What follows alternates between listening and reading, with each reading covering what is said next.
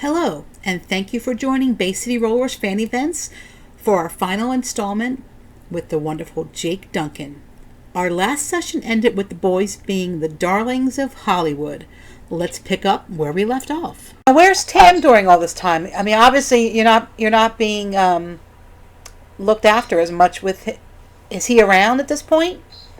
He came to visit once or twice, but I think he was just tiring of the squabbling within the band. So he's on his way out. He hasn't been officially fired, but he's kind of pulling back himself a little bit. Yes, because we were preparing for a Japan tour, another Japan tour at that point. And that's the tour where Leslie was in separate hotels, I think. Oh, wow. Was that the one where they had the fisticuffs? Yeah. And also, I'd need Woody to verify this, but I do recall a situation where we were in the same hotels, but we were on different floors. And I think we're coming back one night. We're in different cars coming back from the gigs as well. And I think Alan would maybe travel. One of the lads would travel with Leslie just to try and, keep him calm, etc. Sure. But Woody discovered, Leslie had said, right, that's it, I'm off to my room, I don't want to see anything, I'm just going to get room service and massage, and that's the end of it, see you tomorrow, sort of thing. So, I think Woody was so incensed at him that knowing that Leslie had ordered room service, he waited about 20 minutes, obviously knew Leslie's room number, took the elevator up to the next floor, tapped on Leslie's door, and obviously from in, what is it? Room service. Okay. Leslie opened up the door and Woody smacked him right on the chin. Oh my God. He said, there's your room service. Oh my gosh. Oh my goodness. That may have been the night that it got particularly rankus on stage. I should say so. Oh boy. Yikes. Fun times in Japan. So that was my least enjoyable Japanese tour. And then we came back from that. I'm just actually, because that myself and my ex-partner, we ran the fan club for them for about, it was mainly Stella that did all the work, but she, as part of the fan club, she documented what the guys had done over the years. She did a few paragraphs for each year, and I'm just seeing the Japanese tour approached. Leslie decided he'd rather go his own way, and the group's returning from Japan. And then I think we went out to Europe later that year, and I think that's where the band parted company with Tam. Right. Apparently they broke up on the phone, I understand. Yes. Yeah. Because we did an album in Dublin. Now, which album was it in Dublin that we recorded? Or we were just maybe doing some demos. We were based in Dublin. Was that when Duncan was with the band?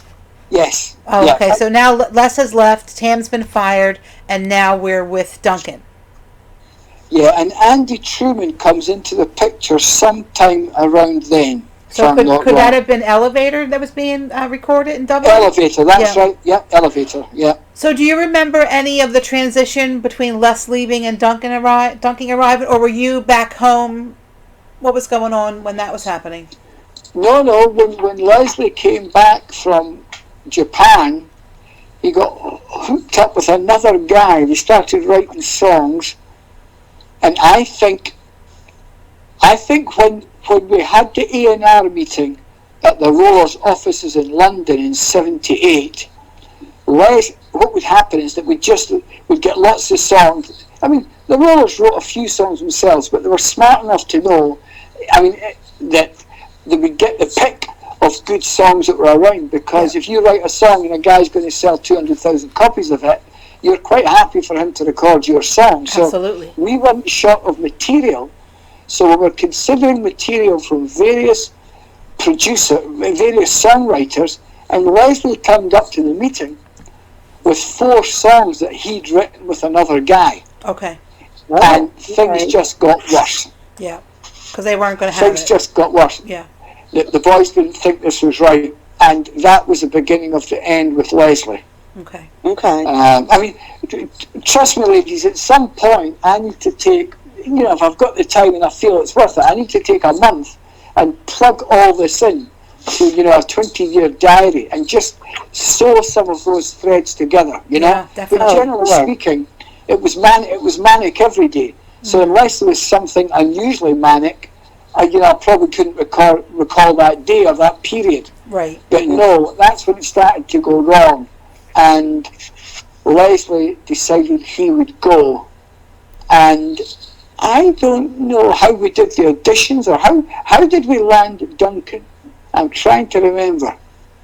I'm trying That's actually a story that I don't know. I would love to hear that story. Yeah, I think he sent a tape to somebody, and I think it was Eric and Woody that made the decision. I mean, that's the way the story goes. And I could be wrong. We're not roller historians. We're, obviously learning from you. So, but we ended up with Duncan in the band. Okay, we ended up renting another house on Mulholland Drive that had once belonged to David Cassidy. Okay. Now, if we're renting a house, it's because we're there for a while. I think we based ourselves there for a month while they did a whole load of promo. Okay. With a lot of the local, because obviously all the national stations had satellite offices in Los Angeles. So when you say and promo, in Hollywood. I'm sorry, Jake. When you say promo, you're talking radio promo for Elevator, maybe? Yeah, radio and TV promo. Yeah. Okay. Because they did Merv Griffin for they did a couple of TV shows as well. Mike Douglas. Yeah.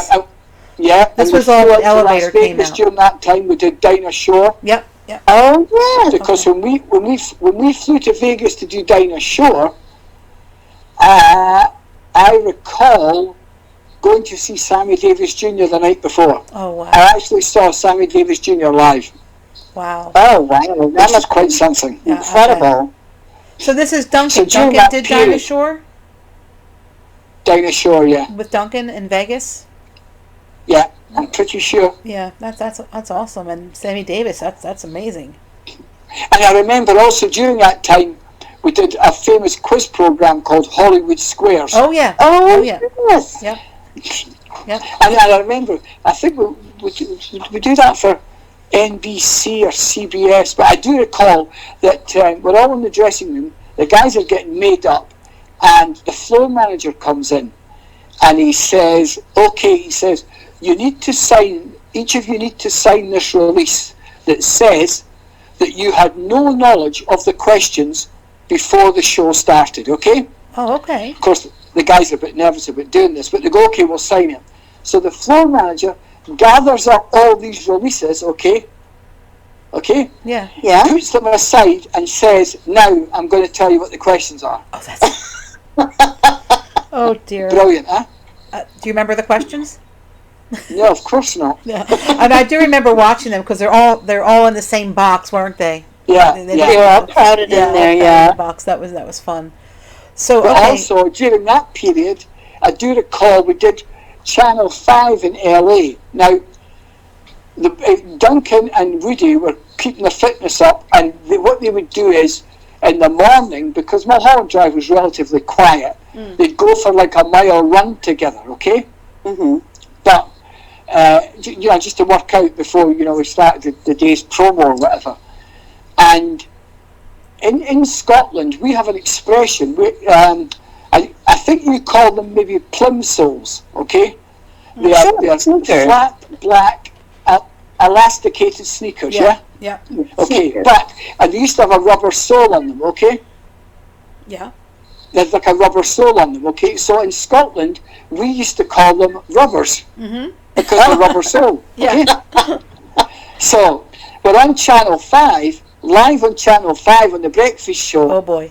And the lady says to Woody, can you give us some idea of how your days go? Generally, you've got busy days. How do your days start? And Woody said, oh, well, it starts the same. If we've got promo, it starts the same way. He said, we get up early, he said, we put our rubbers on, and we run along Mulholland Drive. Oh, that's classic. Yeah. Means something a little different over here. Yeah, brilliant. But it does paint a picture, doesn't the it? girl nearly choked on her microphone, you know. Yeah, it definitely paints a visual. It was live, and of course they had to quickly explain what they meant by rubbers, you know. Oh, that's so funny. It's great. All right. Well, now, how did you get from L.A., Los Angeles, Hollywood to South Africa in '80? Because of Duncan's connection. Duncan had been in a band called Rabbit, a big, probably South Africa's, apart from a band called, I think they were called Clute, a band that I got with 4 girls and a guy who had a lot of success. I think Rabbit and Clute were the 2 biggest bands. Clute had covered an old Pretender song called Brass in Pocket. Mm-hmm. Okay. And you can still see that. I think they're called Clute, Klute. You'll still see them on YouTube somewhere, but it was 4 girls and a guy. So anyway, the other band was Rabbit. Now, in that band was a guitar player, you may have heard of him, called Trevor Rabin. Oh, yeah. He, in later years, went on to work with Yes and bands like that. Mm-hmm. Yep. But Rabbit were this huge band. I think Trevor decided that there was other things out there for him, and he wanted to move to the UK, and so the band split. Okay. So Duncan said, listen, we need to take advantage of this, you know. I mean, you know, I'm really big back there. So by this point, Andy Truman was on board as the manager. I'd actually brought him to the table because he had been my first tour manager in '75 with Jethro Tull. Okay. So Andy went off to South Africa to try to gauge the interest in the Rollers going out there. But Andy could talk a great show, and he whipped up, you know, severe media attention for them, and managed to book, I think, about 8 or 9 shows. When this is finished, I meant to do this beforehand, I'll send you a pic of a poster that I've got framed at the top of the stairs in my house, and it shows the dates that we played in South Africa. It was called Rockin' the Republic. Oh, that's awesome. Oh, that would be great to see. However, I think Duncan maybe had been slightly subdued in Rabbit, or being from South Africa, you know, they had to mute things a little bit in terms of, because, you know, what was going on in South Africa, etc. So, you know, they kept a lid on the sort of outgoing side of the band. Right. But I think Duncan saw a channel for that once he joined the Rollers. And so Duncan wanted to give it a little bit of the old sex, drugs and rock and roll out there. Yeah. And we started getting a bit outlandish on our nights off and throwing food at each other and things like that. And the press picked up on it, and that slowly degenerated forward to the band getting some really bad press out there. Oh, right. Yeah. You know? So too much partying? Too much partying. Yeah. I can recall one of the photographers had said to Andy he would do a special on the band. Could he take a few sound check shots, okay? Right. So he'd come into sound check, I think in maybe Pretoria or Cape Town or somewhere. He'd taken a shot from behind Derek, and they published that shot and said that the venue was empty during the show. Oh. Well, that's How about that? awful. So, It was bad. So they had it in for them no matter what? Yeah. Yeah. That's Although I bad. have to say, I had the most fabulous time. We rented 2 BMWs and we just drove everywhere. And in those days, when you were driving, you know, we drove overnight from Pretoria down to Cape Town, and your sun's coming up at 5 in the morning, and you're driving through the desert. It's a beautiful but, you know, part of the world. You could still see a lot of animals. Yeah. You know, 300-400 yards off the freeway. Not the freeway. It was just one ribbon road. You know, 2-lane highway. Yeah. You could still see a lot of wild animals. I spent Christmas in a place called East London that year, and I spent New Year in Durban. Now, I understand that was a pretty wild party too. Oh yeah. We had we had a house just on the beach, and I remember you could walk out the garden over a brick wall that was maybe only a foot high. You could step over it, down onto the beach and into the water. Oh, nice. Heaven. And so there wasn't that many people in the water, and Leslie and Woody are going, let's get in the water. I'm going, yeah, fine, sure. Maybe people just don't like to go in the water at this time of year or something, you know. And so there's a bunch of girls near the edge of the water. It looked like a hen party or something. I'm not so sure they knew who the guys were. So, you know, Leslie, would you think it's great just to come out your villa, jump over the wall, run down the sand? I mean, how rock and roll is that? And straight into the water, you know? Did you mean Duncan, not Les? Sorry? Do you mean Duncan, not Les? I mean Duncan, yeah, sorry. Okay. No, fact, it wouldn't be Duncan. Yeah. Because he would have known better when you know the rest of the story. It would have been, I think it's Alan and it's Woody, right? Okay, sounds good. Okay. So off in the water, yeah, and Alan was always had an eye for the girls. So they're maybe 20 feet out into the water, and they're going, girls, come on, let's have a party in the water. And the girls are going, no, we don't want to do it, you know. And they're going, hey, why do you come in the water? What's stopping you come into the water? And one of the girls says, sharks. Oh, yes. Alan and Woody probably set a new world record over 30 metres for sprinting out of that water. Oh, dear. That's awesome. So, fabulous. The movie Burning Rubber was filmed in South Africa, is that right? How did that come about, and what was your involvement with that? That came about because Woody, we were based in Johannesburg, downtown Johannesburg, which you can no longer do nowadays. It's a ghetto now, but we were in the centre of Johannesburg, and there was a club there, which subsequently burnt down years later, called 20th Century Fox, because it was on Fox Street in Johannesburg. And again, we were in town, we were based there when we first came in, rehearsing, etc., and it was a big deal because Duncan was in the band, so we were treated like royalty at this club, you know? And they put us into the VIP area and everything, and Woody got friendly with a lovely, beautiful red-haired girl. Can't quite remember her name, but at the time, we subsequently found out the reason she was in the VIP area as well is her father had produced a movie in Africa called Zulu Dawn. Big movie. Okay. Big budget movie with quite a few notable English actors in it. So Woody got talking to this guy, and then she showed us around Johannesburg a little bit, and then we went to dinner, and she said, look, my dad, do you mind coming out to dinner? My dad wants to take you all to dinner one night. We said, sure, fine. So from there, the seed was sown to do a movie with the guys, and I think the gentleman's name was Barry. It was his first name. He came up with the idea of shooting this movie to do with stock car racing on this racing circuit in a place called Magaliesburg, north of Johannesburg. Okay. So we went back. I think we went back to do a short tour of Europe. But this time the rollers really couldn't sell in the UK any longer, you know? Yeah. Yeah. The UK thing had gone. And punk was happening and all that sort of thing, you know. It was no longer their time in the UK. They weren't complaining. We were touring all over the world, everywhere else. Sure. So then, while we were away, all the arrangements, etc., and the contractual stuff and everything was put in place for this movie to be shot at this place, Magaliesburg, and we came back and we shot that movie and based ourselves up there.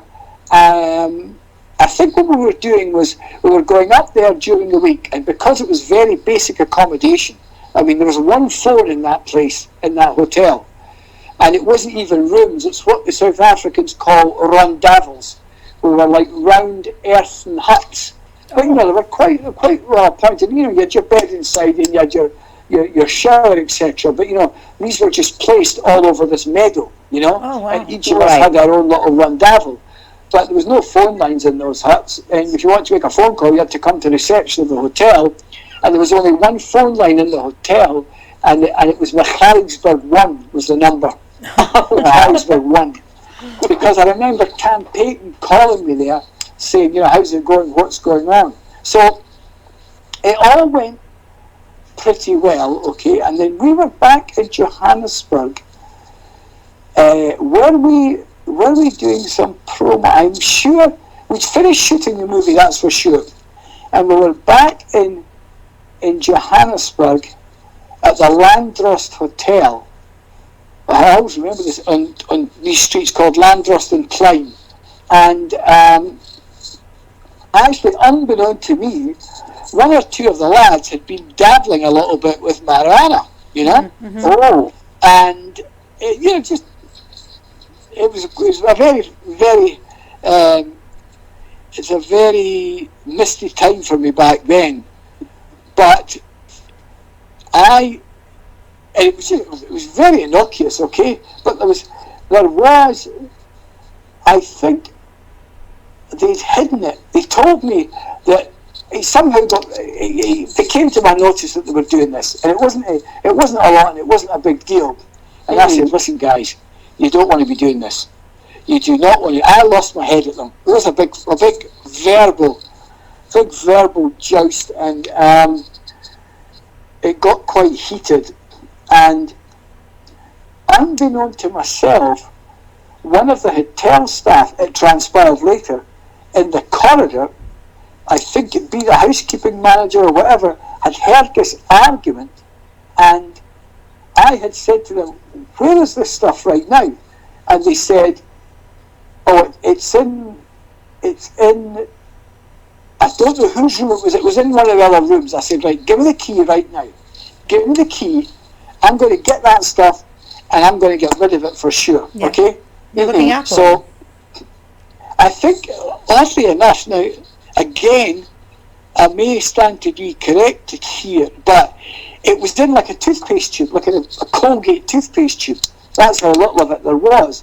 But I got this stuff, and I immediately left the hotel, got into one of the rental cars, thinking, what am I going to do with this?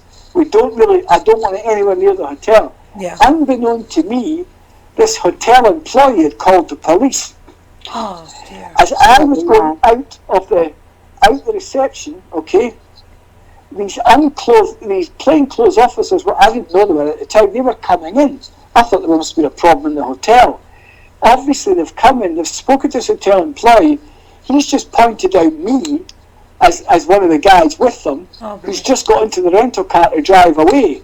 I drove away at speed, drove around in the vicinity of the hotel. I remember going round a roundabout, I wound the window down, and I just threw this toothpaste tube into the middle of this roundabout, because there was all this vegetation. It was one of those grassy roundabouts, and thought, thank God. Oh, yeah. Thank God, that is it. It is done.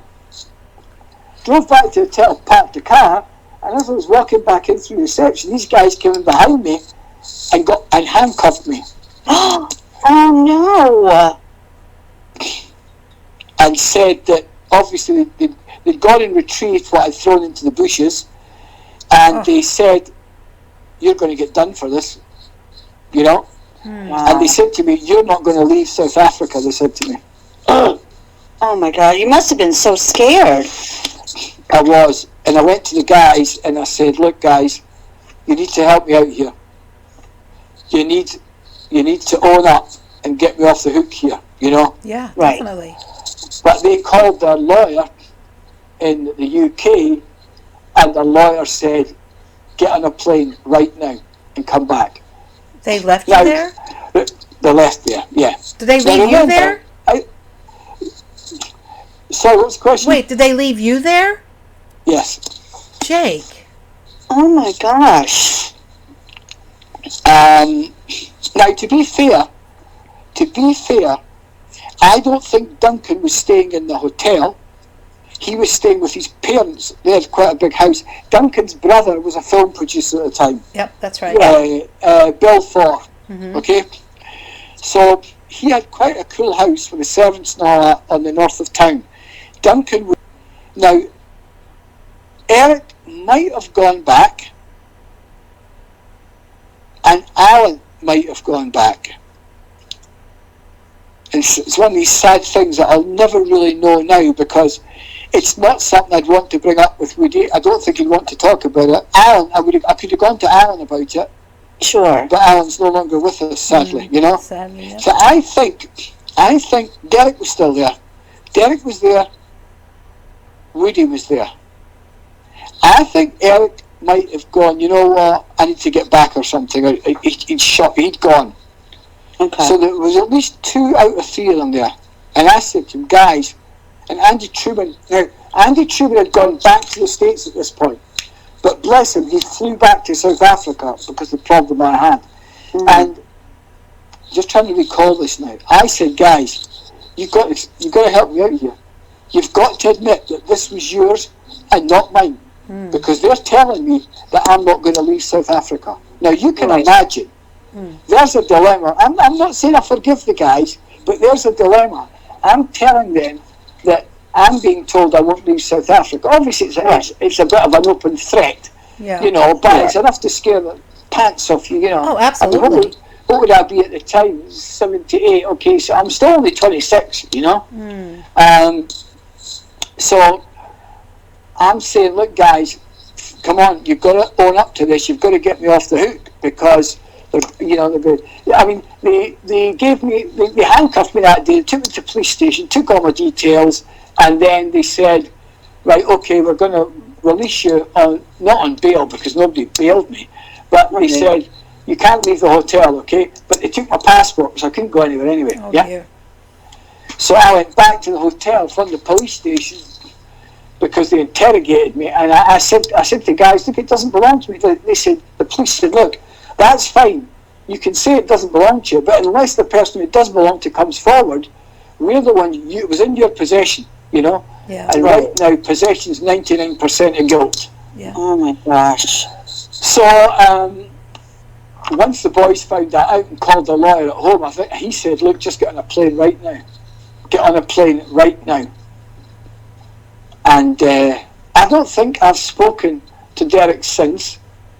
And I did speak to Woody again, and we've spoken quite a bit of it, you know. He severely apologised. He was in tears when he apologised to me, you know. But why did Derek stay back then? Why did he stay in South Africa? No, Derek didn't go. No, we'd finished doing the filming. I think they were staying in town for a couple of days. I don't know why. You know, Eric left immediately, I think. Duncan was back at home. Alan, I'm not sure. Derek and Woody were definitely still there. Okay. Yeah. God, I mean, it's a long way back. And of course, Andy Truman's passed on as well, you know. Okay. Anyway, so look, I couldn't go anywhere. They took my passport. So I went to court. Andy Truman flew in from the States. I went to court and I received a suspended sentence. Oh, goodness. Thank goodness. And then pending the return of my passport, and I think the very fact that the guys had left me there and there was press on it, you know, it started to become apparent that, you know, I was relatively innocent of partaking in it, but I was possessing it. Right. Sure. So I got a suspended sentence, and but they gave my passport back to me about 6 days later. Oh, that's good. Wow. So at that time I was still with Stella, and she was back at our house outside Edinburgh. It was lunchtime on a Saturday. She was vacuuming the small house we stayed in, and this item came up on the lunchtime BBC News. Okay. Poor Stella. Oh my gosh. And in those days, of course, there was no cell phone. So it was a bit of a bad time. Now, they then fired me, okay? They fired me to make it look like they'd fired me because You were guilty. I was guilty. Yeah. Oh, that's horrible. So then, yeah, you know, but hey, listen, years go by, you know. So then I instigated court proceedings against them for what was called an unfair dismissal. We went to a tribunal, and I was awarded £2,000, I think, which at the time would be maybe, you know, 3 months' salary or something. But I won my case. I mean, look, by the time I paid my lawyer, I didn't get a lot of money out of it, but Yeah. I couldn't afford to have that hanging over me Sure. in my situation. It was Andy Truman who actually said to me, "You've got to clear your slate when you get back to the UK." Absolutely. Right. Now, I know you guys must be thinking, my God, how could you ever talk to any of them ever again? Well, I didn't even know that this story was going to take this turn, so I am hoping for a happier ending here, Jake. You poor thing. Well, I've never actually spoken to Derek since. Okay.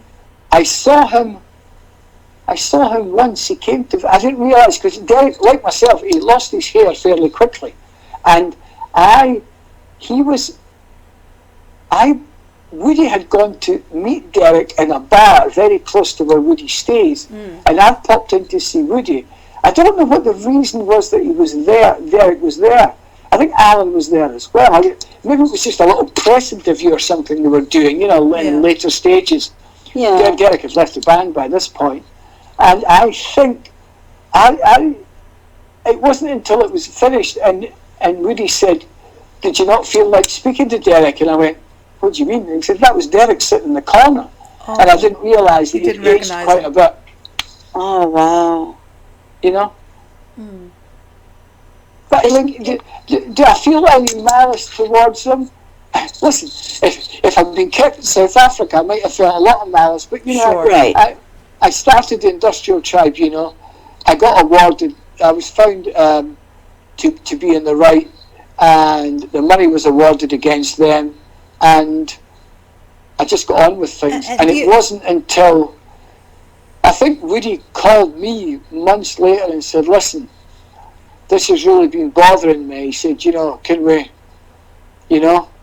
Right. He reached out, yeah. I remember Woody actually coming down and helping to paint my house at the time. We redecorated that house, and he came down and helped to paint it. Oh, that was nice of him. Trying to make amends.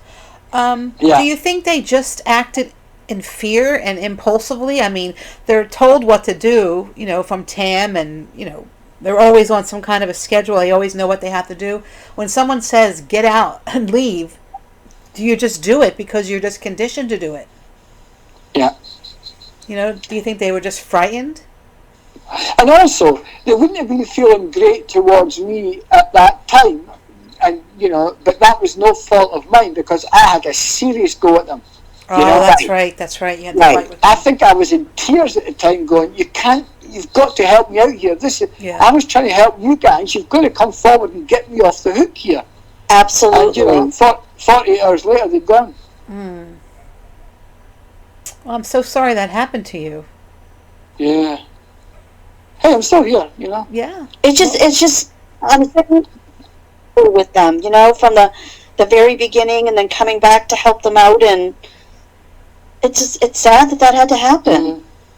Well, listen, somebody once estimated that group grossed $27 million in their time, and we all know where most of it went, etc. But I'm the only one who's still touring at a worldwide level, although I've curtailed a lot of my touring outside the country, and I'm in a better financial position than any of them. Yeah. Well, will you tell us more about, what you're doing now? I'd like to end this on a more upbeat note, if you will. I'd love to hear a little bit about what you're doing now. Yeah.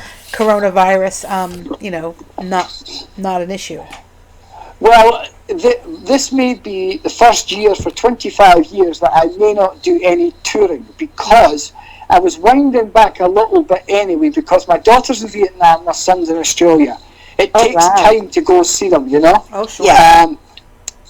And I've now moved over onto tour accountancy more than tour management. But this year, I was due to start with The Who in March, 2 months ago. Oh, yes. That's been rescheduled now to next March, 2021. Okay.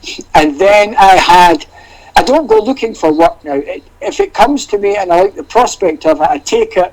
Sure. But, I need to take some time to myself. It's just been absolutely. And the last 7 or 8 weeks in lockdown, when I've gone into these files and I've found a picture of my daughter 2 days after she was born, who's now 30, and I can't remember that picture, that photograph.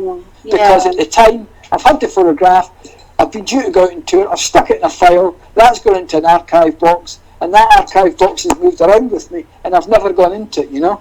So I need to kick back. I'm 68 years old now, you know. I mean, I need to kick back. I want to do what I enjoy. Anyway, sorry.